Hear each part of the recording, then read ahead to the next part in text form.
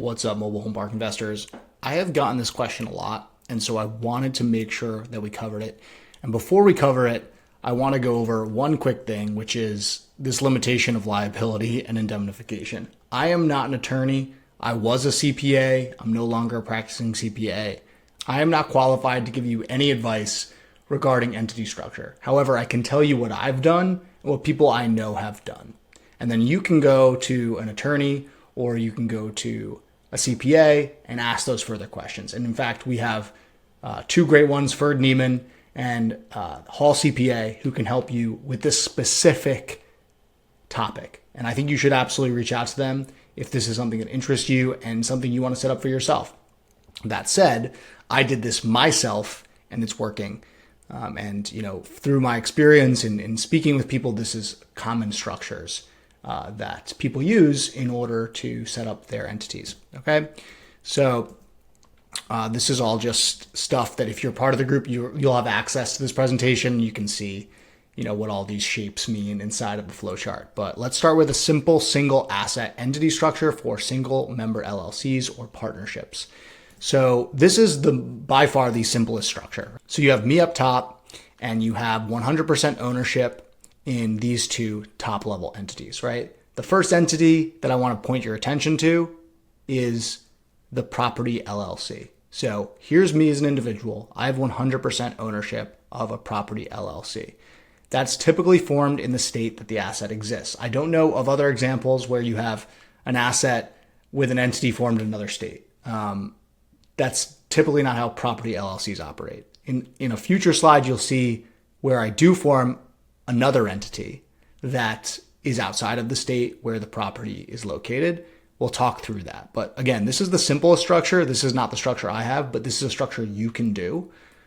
If you so choose and you want a very simple structure, maybe you only want to invest in one parcel of real estate, this is a decent structure to use, right?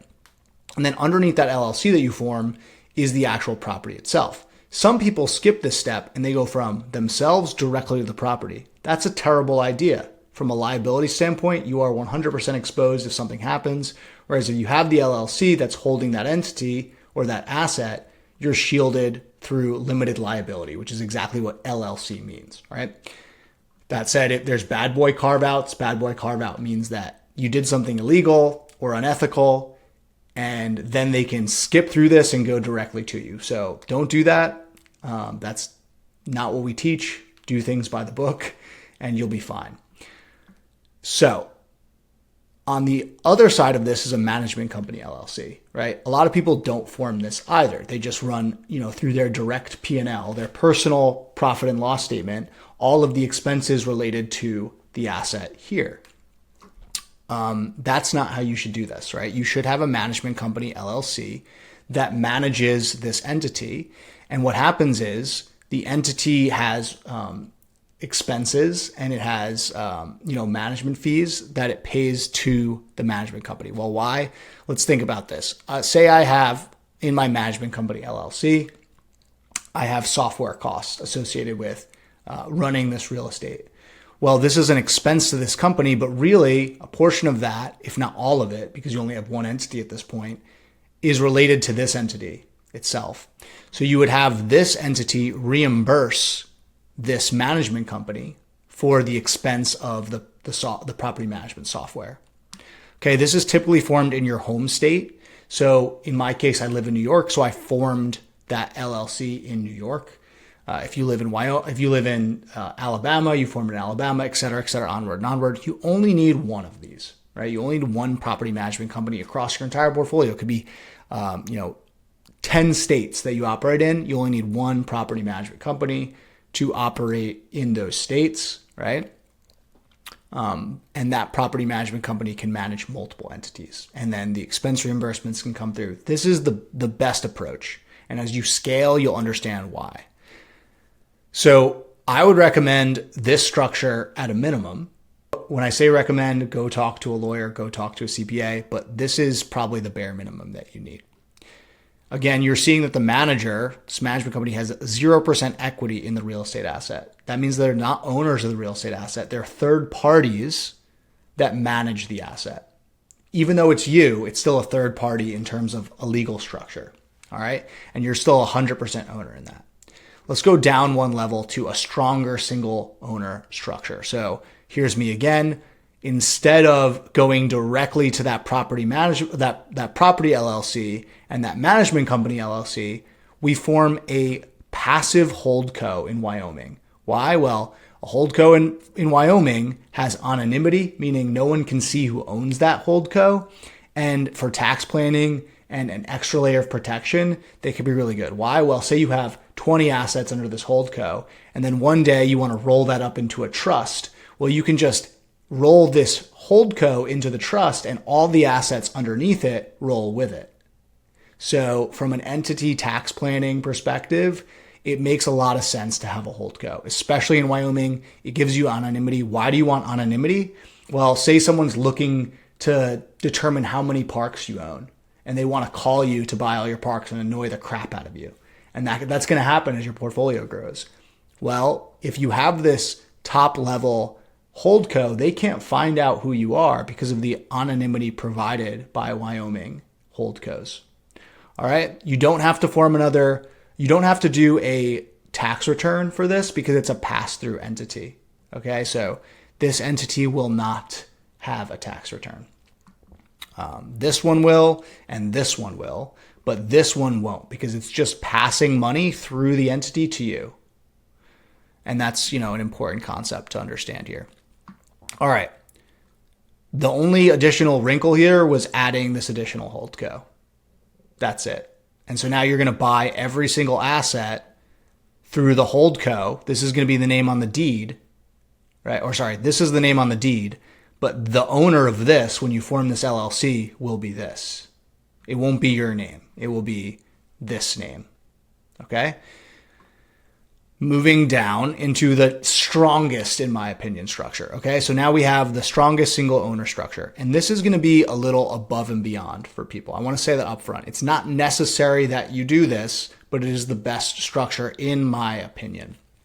Okay, so you have yourself at the top again. We're going to go to the passive holdco here, right? And this is holdco formed in Wyoming. The same entity we saw here, it's this one, but we're just, bringing it into the new structure here. Again, it owns the entity that owns the property. Great. We've also formed a second operating holdco. So this is a passive holdco for passive investments. This is a holdco for active investments. So what is an active investment? Well, it's a corporation or a company that you own that you're actively participating in, meaning it has active revenue. This is theoretically passive revenue because it's a piece of real estate. It's not actually passive, but it operates as passive income in the tax code, right? So in any case, operating companies like a management company are operations based, means they make money by you doing active involvement in that entity, in that business. And so I have a separate operating holdco. I'm not sure how important that is, but it's something I decided to do. I also have other operating companies that are under this bucket that are not real estate. Okay, so I have Agentic Beaver, I have the MHP Pros, I have other operating companies under this umbrella. Now we move over to this section here, which is the newest wrinkle in our entity structure. In every case where you are buying and selling homes in a state, you need a dealer's license, okay? And I do not have a dealer's license in New York where I operate. My business partner does, which we'll see in the next slide about how that operates. But if I was going to go out on my own and buy a mobile home park without my business partner, Tiernan, who is a licensed mobile home dealer, and I were to sell like more than 3 homes a year, then I would need this dealer's license in order to do that. Again, similar to how the management company down here is a 0% equity owner in the real estate itself, the same can be said for this licensed mobile home dealer. Another thing you can do is take this and put it under your operating holdco, because theoretically this is an operating company too. But for limited complexity here, I'm just going to show it as directly wholly owned by you instead of your holdco. All right. Now, what happens here is like this entity buys the home from the property and then renovates the home and then sells the home. And then the new owner of the home, which is the tenant, pays lot rent here. So the home sales gain and loss does not flow through the property. It flows through the licensed home dealer. Okay, this is by the book. Again, whether you want to do things by the book or not, that's up to you, but you should be a licensed mobile home dealer in the state you operate if you're selling a specific number of homes, over the limit. And that's going to be state specific. So you need to understand what your limit is within a state. If you're buying a 10 lot mobile home park and you're only going to sell 2 homes, then it doesn't matter really, or it might matter in your state. You have to find out. Okay. So with that said, this is the strongest single owner structure. Now I'm going to move down one more level because some of you are going to have JV partners, joint venture partners. And so here we have me and my business partner. And now you're going to see just a tiny bit more complexity. It's really not much more complex. The difference is that there's 50% owned by Tiernan's passive holdco in Wyoming and 50% owned by my passive holdco in Wyoming. So that 50% obviously equals 100%. The income and loss from the operations gets clipped 50-50 to me and Tiernan. And then, obviously it funnels down into that property LLC. Okay. We still have the same structure with the operating holdco here. And then my management company. This is my management company that I 100% own. And then Tiernan owns the licensed mobile home dealer, and he's a 100% owner in that dealership. Okay. So this is where the separation of duties is incredibly useful, right? Because Tiernan brings his expertise and his business. I bring my expertise and my business. And together, we're 50-50 partners in the same asset through our holdcos. Okay? That's really as complex as it should get for you until you get to the next phase, which is syndication.